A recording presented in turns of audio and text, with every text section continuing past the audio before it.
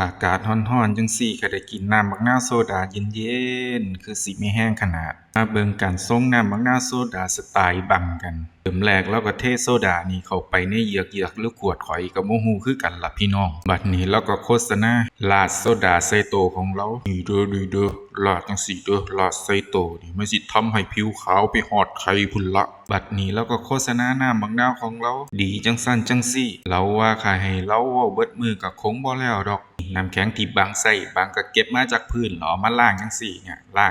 งเนี่ยสะอาดแน่นอนเอามานี่บังแล้วก็มาส่งต่อตักน้ำบักนาวนี่ใส่แก้วนี่ใส่จังซี่เด้อจังซี่เด้อจังซี่เด้อนี่เสร็จแล้วเราก็ใส่น้ำเหลืองๆลงไปจักน้ำอีหยังข่อยก็บ่ฮู้ดอกแล้วก็ใส่ไปตามประสาเรานั่นล่ะ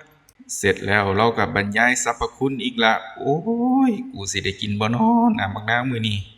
นี่เสร็จแล้วเราก็เทใส่เหยือกเรามานี่เอาเทลงไปจังซี่โอ้ยลีลานี่สุดยอดขนาดเสร็จแล้วเราก็ใส่โซดาของเราลงไปนั่นละเนี่ยจอกพุ่นน่ะโอ้ยลีลาเรานี่กินขาดขนาดเหลือหน้าสิส่งแล้วนี่เปียกทั้งโต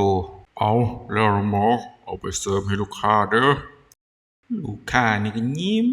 แก้มเปิ้นเวิ้นได้คือสิแซ่บคักขนาดเบิ่งแต่แม่ใหญ่เสื้อสีชมพูเรากินนี่คือสิมีความสุขคัก